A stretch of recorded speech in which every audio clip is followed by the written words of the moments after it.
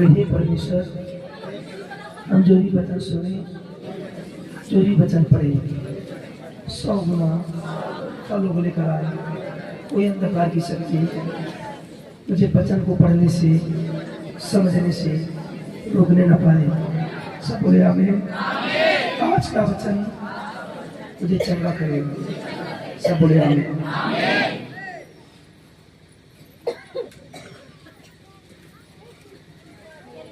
107 का 13 वचन पढ़ेंगे।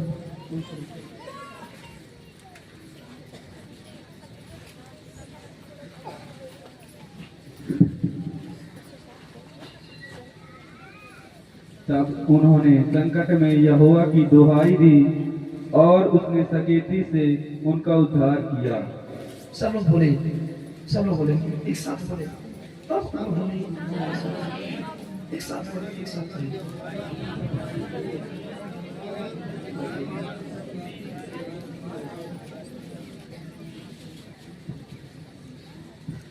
फिर से बोलेंगे। तब उन्होंने संकट में यहोवा की दुहाई दी और उसने सकेती से उसका उद्धार किया। फिर बोले। तब उन्होंने संकट में यहोवा की दुहाई दी और उसने सकेती से उसका उद्धार किया। हालेलुया। देखिए, जब हम प्रार्थना नहीं करते तो आप लोग समझिएगा आज मेरा गला प्लेस है। हालेलुया। कल रात में देरी तक ज्यादा चीख के प्रेयर करने वजह से गला प्लेस है। जब हम प्रेयर नहीं करते हैं तो हमारे जीवन में सकेती आती है। सकेती मतलब मुश्किलें आती है, संकट आते हैं। जब हम प्रार्थना नहीं करते घर में तो क्या आता है? क्या आता है? ऊंची आवाज से क्या आता है? जब हम प्रार्थना नहीं करते सकेती आती है। क्या आती है? संकट आता है, मुश्किलें आती है, परीक्षाएं आती है, तरह तरह की विपत्तियां आती है, अभिलाषाएं आती है, पाप आता है। तो प्रार्थना न करना एक कमी नहीं है, एक पाप है। बोले अपने पड़ोसी से, प्रार्थना न करना एक कमी नहीं है, एक पाप है। हमें रोज प्रार्थना करना है। बोले आपको रोज प्रार्थना करना है। जब हम प्रेयर नहीं करते तो सकेती आता है, संकट आता है। हालेलुया। जब उन्होंने संकट में यहोवा की दुहाई दी, जब कोई भी विपत्ति आए, कोई संकट आए तो हमें क्या करना है? दुहाई देना है। क्या करना है? तब परमेश्वर उनको उस सकेती से, विपत्ति से छुड़ाता है। 19 वचन पढ़ेंगे, 19 और 20। तब वे संकट में यहोवा की दुहाई देते हैं और वे सकेती से उनका उद्धार करता है। वह अपने वचन के द्वारा उनको चंगा करता और जिस गड्ढे में वे पड़े हैं उससे निकालता है। हालेलुया। ऊंची आवाज से बोले हालेलुया। इसको गौर से पढ़े, ध्यान देखिए। सबके पास बाइबल है, अपने बाइबल को ध्यान से सब पढ़े। क्या लिखा है? तब वे संकट में यहोवा की दुहाई देते हैं और वह सकेती से उनको उद्धार करता है। वह अपने वचन के द्वारा उनको चंगा करता है, जिस गड्ढे में वे पड़े हैं उसे निकालता है। वह अपने वचन के द्वारा, किसके द्वारा? ऊंची आवाज से बोले, किसके द्वारा? परमेश्वर अपने वचन के द्वारा चंगा करता है और जिस गड्ढे में लोग पड़े होते हैं उसको निकालता है। वो गड्ढा, चाहे हम पाप में हो, चाहे बीमारी का गड्ढा हो, चाहे कैंसर का गड्ढा हो, चाहे लकड़ी का गड्ढा हो, चाहे 5 का गड्ढा हो, चाहे व्यभिचार का बंधन हो, चाहे जिस भी गड्ढे में आप पड़े हैं, चाहे किस भी गड्ढे में पड़े हैं, जब हम यहोवा की दुहाई देते हैं तो अपना वचन भेज कर हमें चंगा करता है और छुड़ाता है। सब हमें तारीफ करे परमेश्वर की।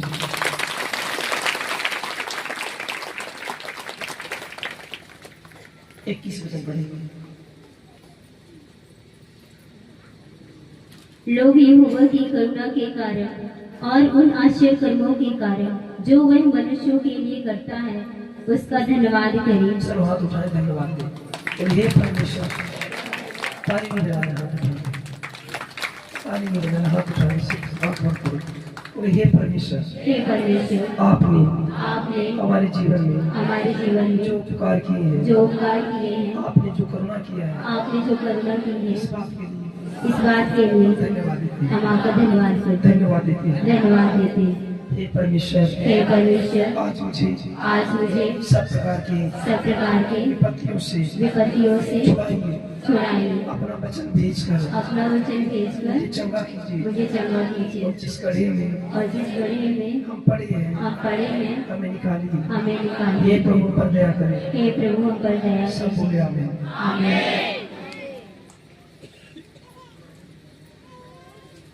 जब हम प्रार्थना नहीं करते तो तरह तरह की विपत्तियां आती हैं, तरह तरह की मुसीबतें आती हैं। शैतान अभिलाषाओं को लेकर आता है,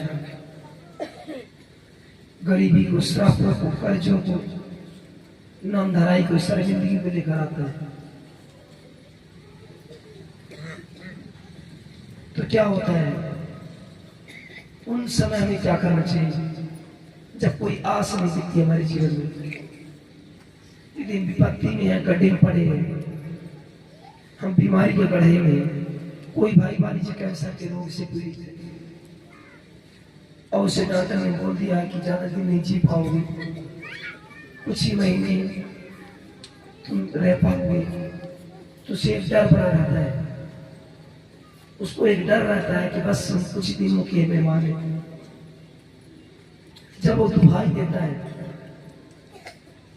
और रोगी, वो बीमार में पड़ा हुआ व्यक्ति जब परमेश्वर दुहाई देता है, जब परमेश्वर उसको पुकारता है और अपने पापों से प्रायश्चित करता है, कभी ना पाप करने का प्रॉमिस करता है, तब परमेश्वर क्या करता है? अपना वचन भेजकर उसको चंगा करता है। तो जो वचन आप रोज पढ़ते हैं वही वचन आपको चंगा करेगा, छुड़ाएगा। सब बोले आपने जब जिस भी करेगा हम क्यों ना हो, जब हम रोज वचन को पढ़ेंगे, वचन का डिक्लेरेशन करेंगे, वचन का अंगीकार करेंगे, तो परमेश्वर मुझे चंगा करेगा और हर गड्ढे से मुझे निकालेगा। सब बोले आपने। सबकी मुसीबत अलग अलग है, सबकी प्रॉब्लम अलग अलग है। कोई कर्जे से परेशान है, कोई रोग से ग्रसित है, किसी को संतान चाहिए, कोई डिप्रेशन से आजाद होना चाहता है, कोई चाहता है कि हमारी संतान सुधर जाए, कोई बहनें चाहती है कि हमारा पति नशे से छुटकारा पाए, हमारा भाई नशे से छुटकारा पाए। सबकी प्रॉब्लम्स अलग अलग है। तो जब हम प्रभु से उस सकेती में, उस कठिनाई पर, उस विपत्ति समय में जब हम प्रभु से गुहार लगाते हैं, प्रार्थना करते हैं, वचन का अंगीकार करते हैं, वचन पढ़ते हैं घंटों घंटों, तब परमेश्वर हमें उन विपत्ति से छुड़ाता है, नशा से छुड़ाता है, कमजोरियों से, हर एक बीमारियों से, हर एक विपत्ति से छुटकारा देता है और हमें चंगा करता है। तो लिखा है जब हम संकट में उसकी दुहाई देते हैं तो हमारा उद्धार करता, हमें चंगा करता है।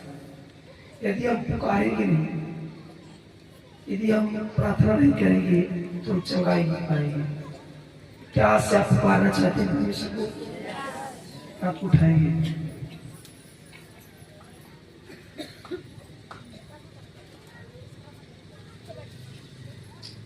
सब बोले मैं ना मरूंगा। ऊंचे आवाज से बोले, क्योंकि शैतान ने डर डाल दिया है। सुने भी सुनना है, जो बीमारी में ग्रसित थे उनके अंदर डर पैदा कर दिया है, तुम अब बच नहीं पाओगे। क्योंकि डॉक्टर ने भी जवाब दे दिया, रिपोर्ट में स्पष्ट है। अब क्या करेंगे? जब डॉक्टर भी जवाब दे दिया रिपोर्ट में ऐसा कि किडनी डैमेज हो चुकी है, लीवर डैमेज हो चुका है, हार्ट डैमेज हो चुका है, कैंसर का रोग है, HIV का रोग है, कोई इलाज नहीं है, कोई शांति नहीं है, मृत्यु घेर कर रही है। तब वचन कहता है हम जब उसको संकट में दुहाई देंगे तो हमारी सुनेगा। वचन लिखा है कि जब हम उसको पुकारेगा तब उसकी सुनूंगा, संकट में मैं उसके संग रहूंगा, मैं उसको बचाकर उसकी महिमा बढ़ाऊंगा, मैं उसको दीर्घायु से यानी लंबी उम्र से उसे लंबी उम्र प्रदान करूंगा। तो कब ऐसा होगा? जब हम उसको पुकारेंगे, जब उसको हम पुकारेंगे, उसकी उपस्थिति में बैठेंगे, उसके वचन को रोज पढ़ेंगे, तब वही वचन में चंगा करेगा। हाथ उठाएंगे जिनके अंदर डर है, आँख बंद करें। हे परमेश्वर, मैं ना बनूंगा पर जीवित रहूंगा और यहोवा के कामों का वर्णन करता रहूंगा। सबसे आमीन। आँख बंद करें। धन्यवाद ईश्वर। घोषणा करें, आज से रोज प्रार्थना करेंगे, रोज वचन पढ़ेंगे, सब अंगीकार करें। आज से रोज प्रार्थना करेंगे, प्रार्थना करें। जितनी भी अंधकार की शक्ति मुझे प्रार्थना करने से, वचन पढ़ने से, पवित्रताई पर चलने से रोकती है, वो सारी शैतानियां आती नाश हो जाए, नाश हो जाए, नाश हो जाए। सब बोले आमीन।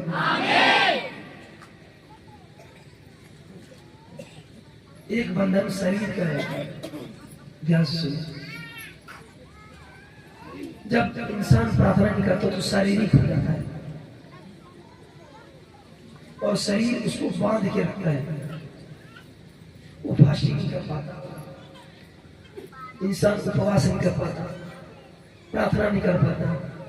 प्रार्थना करने का जब नंबर आएगा तो 100 तरह की बात याद आएंगी, 100 तरह के काम याद आएंगे। शैतान सातिर है, भरमाने वाला है, उसे मालूम है कि हम कैसे इसको प्रार्थना से रोक सकते हैं। तो वो पुराना सांप है, वो इब्लीस है, उसे भरमाना मालूम है कि हम किस तरह एक मनुष्य को पाप में डालें, किस तरह से गड्ढे में गिराए।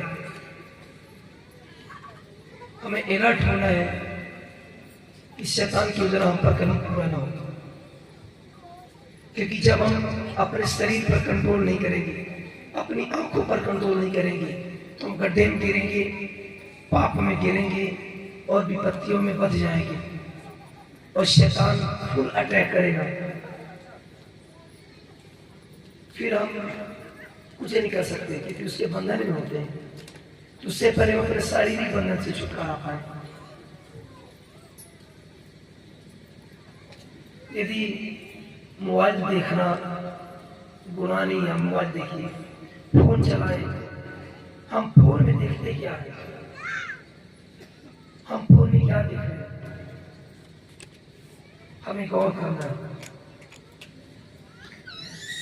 हम फोन में देखते क्या है। आप बच्चा थोड़ा रोता है, आप उसे सीधे फोन दे देते हैं, कार्टून दिखाते हैं, वो चुटकुले देखते रहते हैं, पता नहीं क्या क्या देखते रहते हैं। तो इससे क्या होगा, हमारी जो आंख है, यूथ जन जब फोन को लगातार अपना उसको फ्रेंड बना लेते हैं, उसमें गलत देखते हैं। जब हम गलत गाना सुनेंगे, गलत देखेंगे, तो वही चीज हमारे जीवन में उतरेगा, जो हम देखेंगे वही उतरेगा, क्योंकि हमारी आंखें निर्धारित करती है हम क्या देखते हैं। तो हमें अपने आंखों को वहां लगाना है जहां मेरा उद्धार हो, साजिशन हो। ऐसा हो हम गलत देखें, गलत सुने, तो उसका प्रभाव हमारे जीवन में। जब मोबाइल में गलत देखेंगे, अपनी आंखों को बुराई को लगाएंगे, तो क्या होगा, वो पाप हमारे जीवन में आएगा, उसका जो बुरा प्रभाव हमारे जीवन में आएगा और हम पाप के बंधन में बच जाते हैं।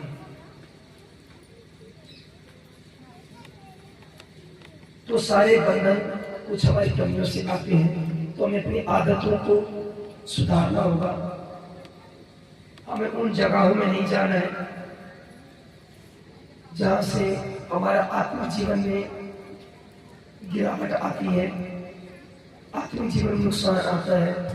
हम उन जगहों को न जाए, उन लोगों को अपना मित्र न बनाए जिनका शब्द इतना बुरा है कि हमारा स्पिरिचुअल लाइफ खराब करता है। ऐसे दोस्तों को हमें छोड़ देना चाहिए। ऐसे लोगों के बीच हमारा उठना बैठना नहीं होना चाहिए जिसके शब्द की वजह से, जिसे बातचीत करने की वजह से हमारा मन पाप करने को करे, हमारे मन में बुराइयां आए, अभिलाषाएं आए। ऐसे लोगों से हमें दूर रहना है। हमें खुद अलर्ट रहना होगा ताकि हम बंधन में न बंधे और शैतान हमें इस्तेमाल न करें। हम परमेश्वर द्वारा इस्तेमाल हो।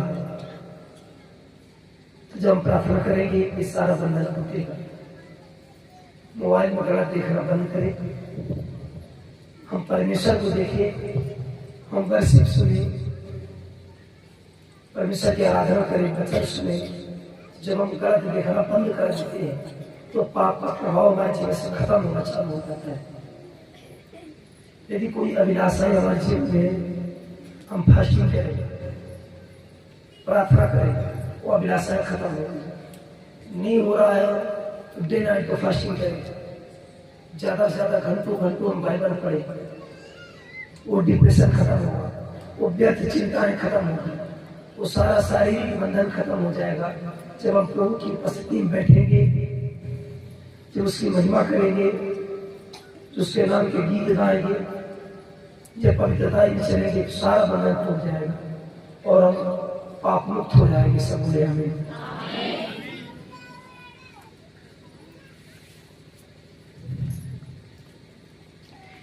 रोमियो 12 का 1 खोलेंगे।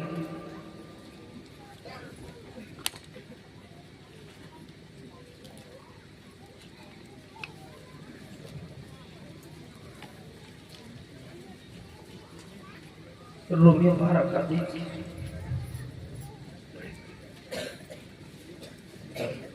इसलिए हे भाइयों, मैं तुमसे परमेश्वर की दया स्मरण दिलाकर विनती करता हूँ कि अपने शरीरों को जो जीवित और पवित्र और परमेश्वर को भावता हुआ बलिदान करके चढ़ाओ। हालेलुया।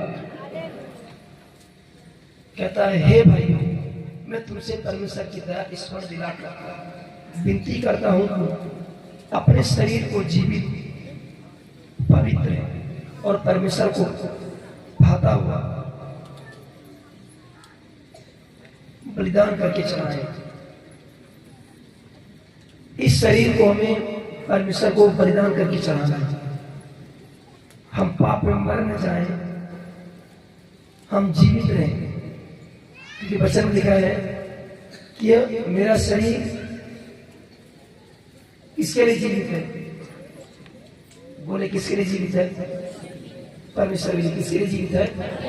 हम पाप के लिए मर चुके हैं, अब मुझमें मसीह यीशु जीवित है। सब बोले अंगीकार करें, मेरा शरीर पाप के लिए मर चुका है। मेरा शरीर परमेश्वर का मंदिर है, परमेश्वर का मंदिर है, इसमें पवित्र आत्मा रहता है। इसमें पवित्र आत्मा है। मैं प्रभु के लिए जीवित हूँ, मैं परमेश्वर के लिए, पाप के लिए नहीं। पाप के लिए। सुने, तो अपने शरीर को जीवित करके, पवित्र करके, परमेश्वर को भावता हुआ बलिदान करके चढ़ाना है। अब आपको हमें खुद निगरानी रखना है कि कहाँ अभी हमारे जीवन में कमी है। ऐसी कौन सी बात है जो मुझे परमेश्वर से दूर करती है? ऐसी कौन सी बात है, ऐसी कौन सी वजह है, ऐसा कौन सा गुनाह है जो मुझे प्रभु की ओर फिरने से रोकती है? तो हमें अपने आप को जांचना है। कभी कभी दूसरों को जांचते हैं पर अपने आप को नहीं जांचते हैं। तो दूसरों को जांचना बंद करके अपने आप को जांचें कि हमारे जीवन में कहाँ कमियां हैं, कहाँ त्रुटियां हैं। ऐसी कौन सी बात है जो मुझे प्रभु से दूर करती है और हम पाप के बंधन में बंध जाते हैं, शैतान की गिरवी में हो जाते हैं। तो यदि हमें शैतान से छुटकारा पाना है तो हमें पाप को छोड़ना पड़ेगा। और जब हम दुहाई देंगे, जब रोज प्रार्थना करेंगे, रोज वचन का अंगीकार करेंगे, रोज वचन को पढ़ेंगे, तो वचन कहता है कि वो अपना वचन भेजकर आपको उस पाप के गड्ढे से, वो बीमारी के गड्ढे से आपको निकालेगा और निकालने की सामर्थ्य रखता है। सब बोले आमीन। तारीफ करें तुम सभी।